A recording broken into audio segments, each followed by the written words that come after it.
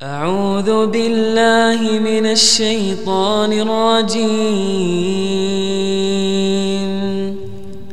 بسم الله الرحمن الرحيم.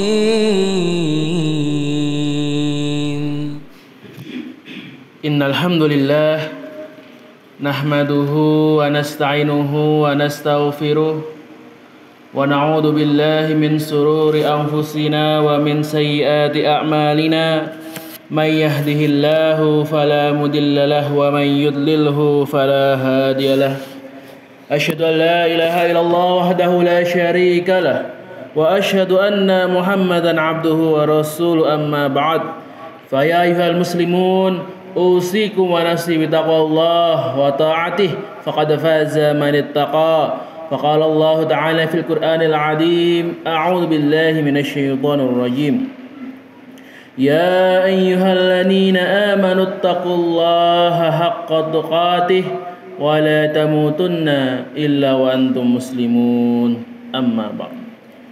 Segala puji marilah kita panjatkan kehadirat Allah Subhanahu wa taala yang telah memberikan kepada kita petunjuk dan berbagai macam kenikmatan. Dan seandainya bukan karena hidayah dari Allah, tentu kita tidak bisa berada di atas iman dan Islam ini. Begitu pula seandainya kalau bukan karena kasih sayang Allah dan rahmatnya, kita tentu akan tersibukkan dengan urusan dunia, tidak memikirkan kewajiban-kewajiban kita.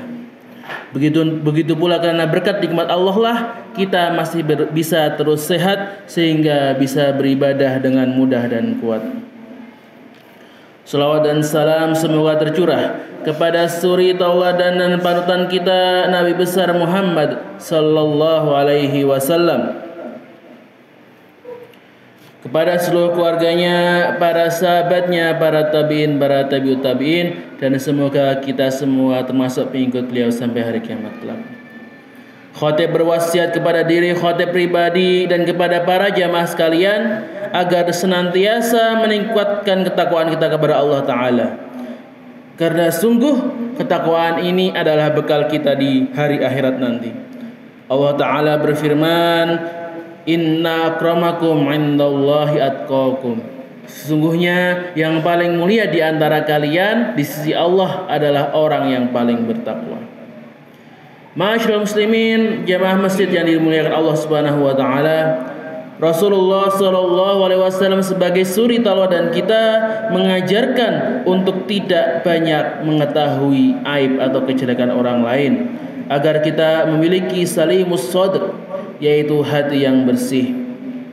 Beliau bersabda, wa an Abi Mas'ud radhiyallahu anhu qala Rasulullah sallallahu alaihi wasallam, la yuballighuni ahadun min ashabi an ahadin syai'an fa inni uhibbu an ukhraja ilaikum wa ana salimus sadr.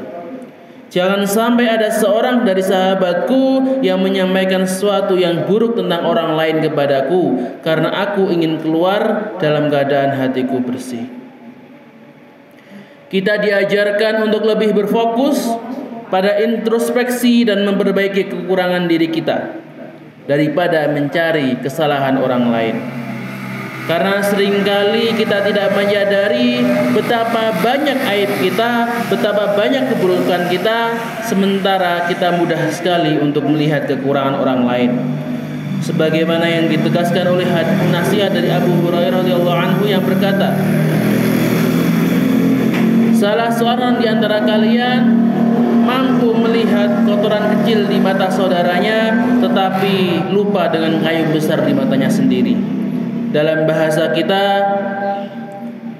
semut di seberang lautan tampak, sedangkan gajah di pelupuk mata tidak tampak. Pesan ingin mengingatkan kepada kita untuk selalu merenungi kesalahan diri kita sebelum menyibukkan diri dengan kesalahan orang lain. Orang yang fokus memperbaiki dirinya, maka tidak akan pernah menyia-nyiakan waktunya untuk membicarakan keburukan orang lain. Apalagi ketika ia tidak mengetahui hakikat keadaan hati mereka. Hal ini sejalan dengan peringatan tentang ghibah yaitu membicarakan keburukan orang lain yang tidak disukainya, meskipun hal itu benar adanya. Dari Abu Hurairah radhiyallahu anhu, ia berkata, Rasulullah sallallahu alaihi wasallam bersabda, "Atadaruna mal ghibah? Apakah kamu tahu apa itu ghibah?" Qalu Allah wa rasuluhu alam. Maka para sahabat menjawab, Allah dan Rasulnya itu lebih tahu. Qala dzikruka akhaka bima yakrahu. Yang namanya ghibah adalah kamu membicarakan sesuatu yang tidak disukai dari saudaramu. Kila, maka salah seorangnya berkata, afara'aita in kana fi akhi ma aqulu. Bagaimana jika yang saya ceritakan, keburukan yang saya ceritakan itu benar wahai Rasulullah? Qala, maka Rasulullah menjawab, in kana fihi ma taqulu faqad tabatahu wa illam yakun fihi faqad bahtahu. Maka jika benar, jika memang keburukan itu benar, maka kamu sudah menggibahnya. Jika tidak benar, maka kamu sudah memfitnahnya. Jadi ketika kita membicarakan keburukan orang lain dengan teman kita, ketika lagi nongkrong, ketika lagi ngumpul-ngumpul, dengan mudah membicarakan aib orang lain, seandainya aib itu memang benar, maka kita dapat dosa ghibah. Dan kalau aib itu ternyata salah, kita dapat dosa fitnah. Ma'asyiral muslimin rahimani wa rahimakumullah.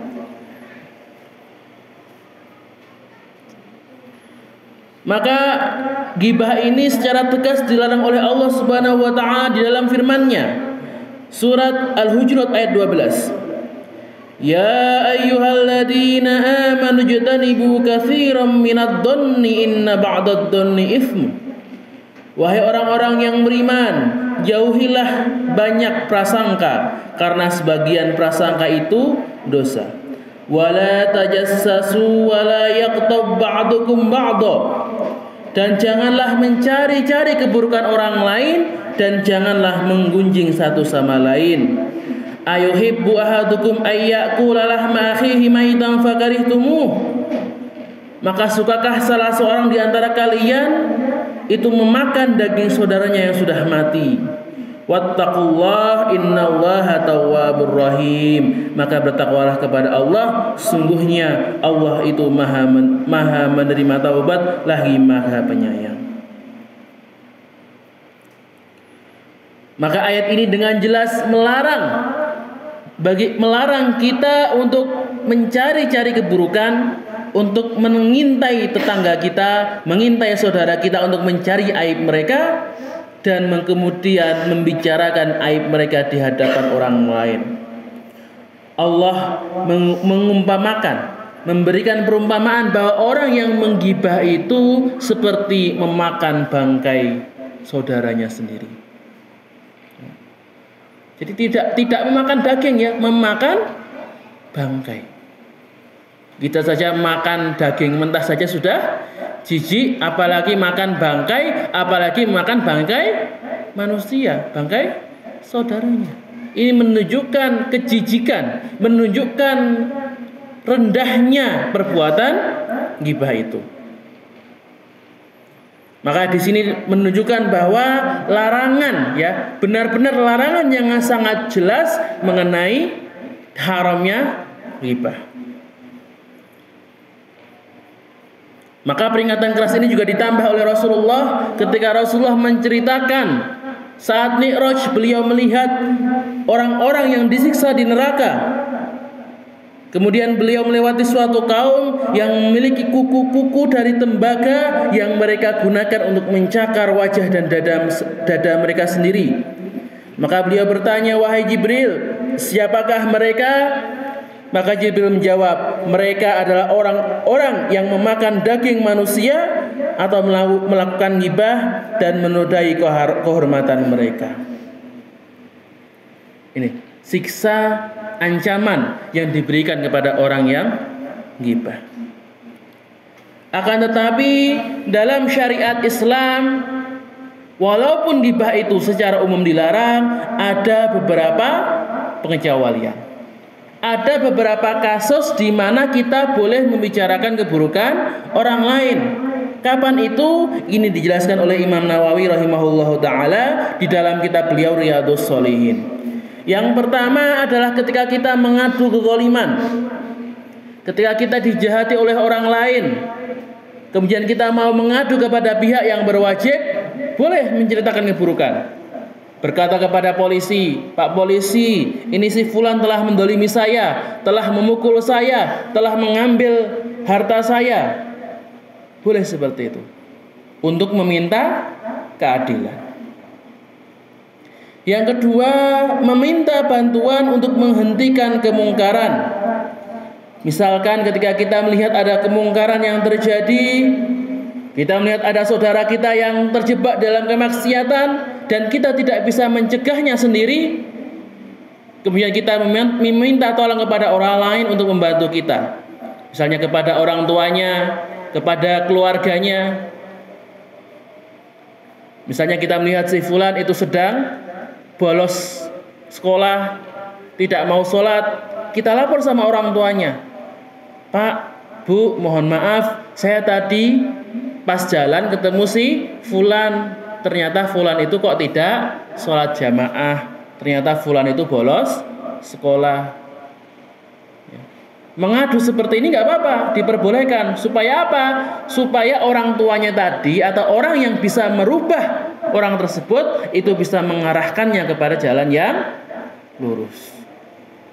Dan kita itu niatnya supaya orang tersebut itu bisa membantu, menasehati, atau bahkan bisa membantu untuk mengoreksi.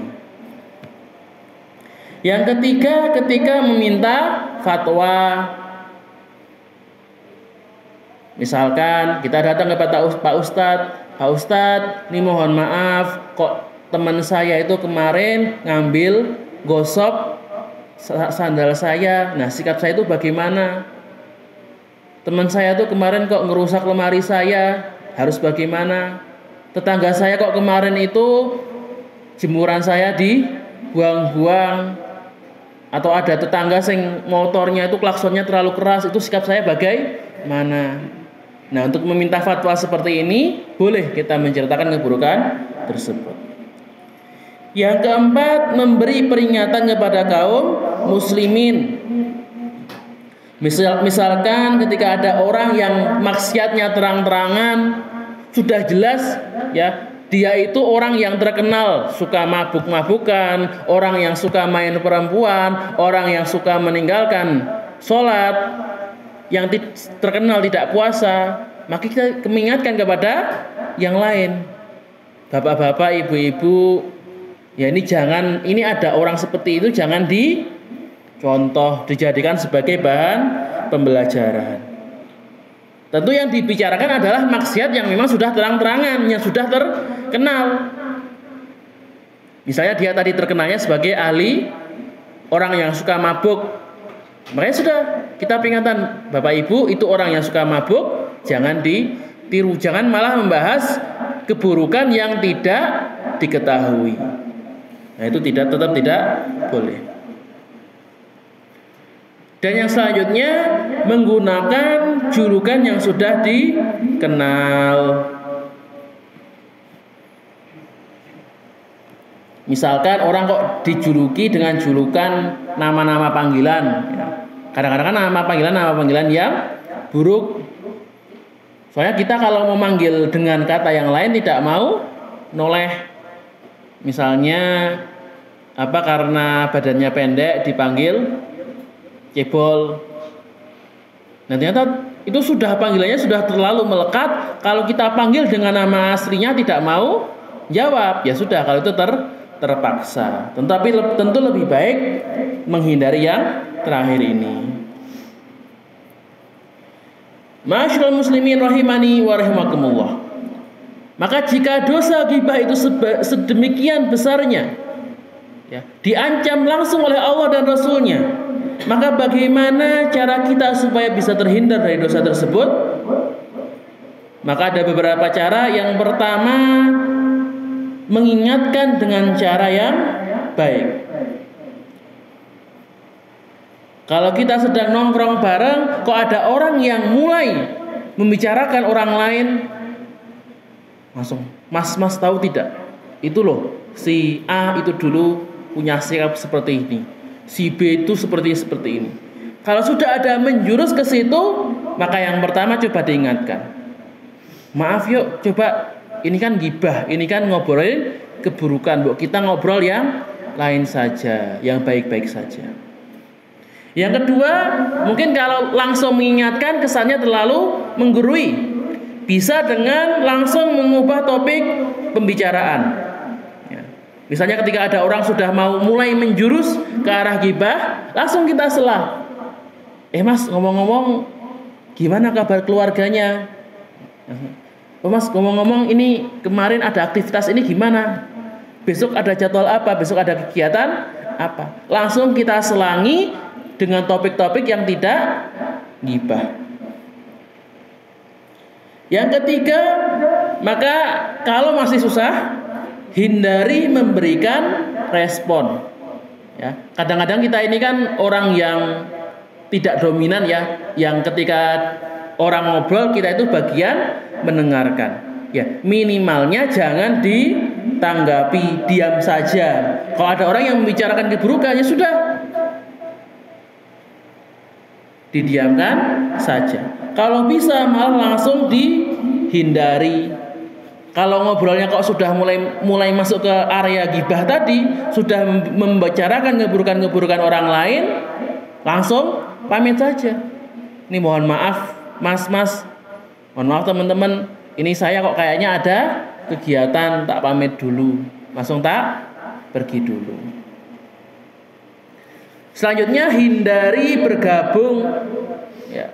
Kalau kita sudah tahu itu tempat orang menggibah, ya sudah, nggak usah ikutan. Cari tempat ngobrol yang lain, cari teman ngobrol yang lain.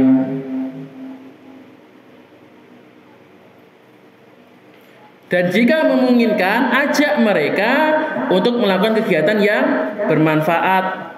Ya, daripada gibah, mending kita diskusi masalah ilmu agama atau diskusi tentang politik Indonesia yang memang punya wawasan, punya kebermanfaatan. Dan yang terakhir, jangan lupa selalu berdoa kepada Allah agar diberi kekuatan untuk menjaga lisan dan terhindar dari perkumpulan yang berpotensi membawa dosa.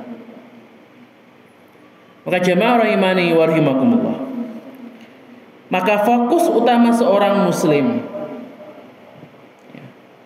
perilaku seorang muslim itu hendaklah terpaku kepada dirinya sendiri.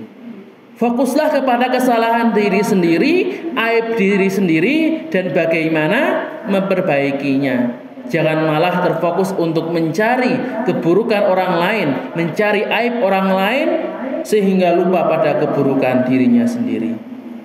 Dan hindarilah menggibah, hindarilah membicarakan keburukan orang lain, sehingga kita terjaga dari dosa dan lisan kita terhindar dari kemaksiatan.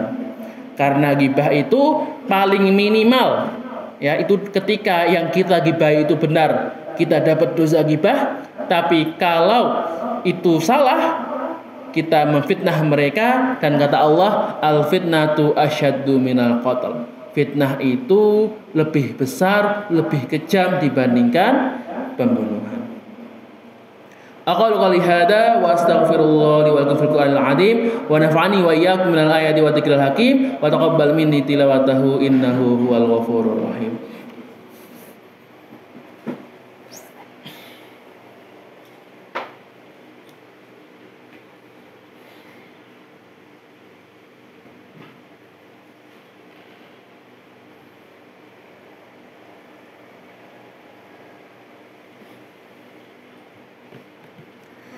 Alhamdulillah wa kafa wa usalli wa usallimu ala rasulihil mustafa wa ala alihi wa ala ashabihi alil wafa.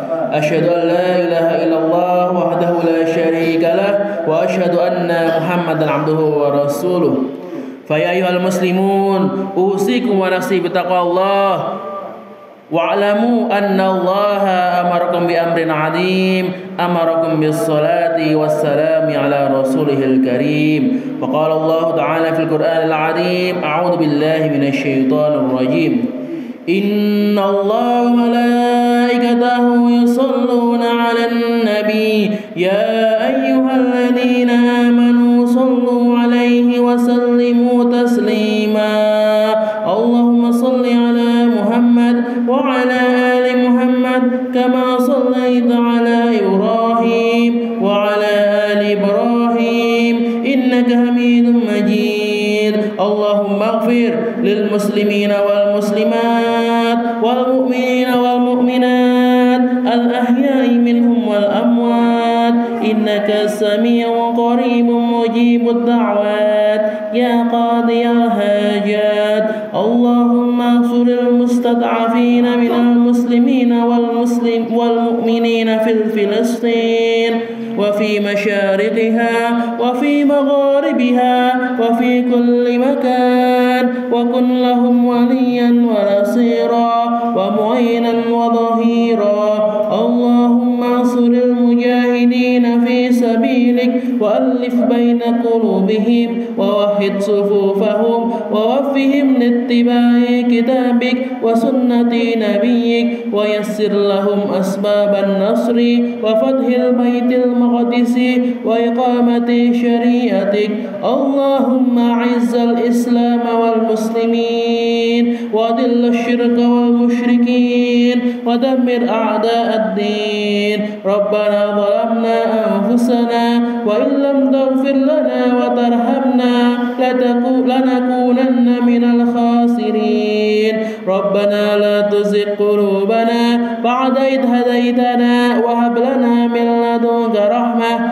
إنك أنت الوهاب يا مقلب القلوب ثبت قلوبنا على دينك اللهم إنا نسألك الهدى والتقى والعفاف والغنى اللهم إنا نسألك علما نافعا ورزقا طيبا وعملا متقبلا اللهم اغفر لنا ولإخواننا الذين سبقونا بالإيمان ولا تجعل قلوبنا للذين آمنوا ربنا إنك غفور رحيم ربنا اغفر لنا ولإخواننا الذين سبقونا بالإيمان ولا تجعل في قلوبنا غلا للذين آمنوا ربنا إنك رؤوف رحيم اللهم اغفر لنا ذنوبنا وذنوب والدينا وارحمهما كما ربيانا صغارا ربنا آتنا في الدنيا حسنة وفي الآخرة حسنة وقنا عذاب النار وقنا عذاب النار وقنا عذاب النار سبحان ربك رب العزة عما يصفون وسلام على المرسلين والحمد لله رب العالمين آمين آمين يا رب العالمين عباد الله إن الله يأمركم بالعدل والإحسان وإيتاء ذي القربى وينهى عن الفحشاء والمنكر والبغي يعظكم لعلكم تذكرون فاذكروا الله العظيم يذكركم ولذكر الله أكبر أقيموا الصلاة سبحان ربك رب العزة عما يصفون وسلام على المرسلين والحمد لله رب العالمين صدق الله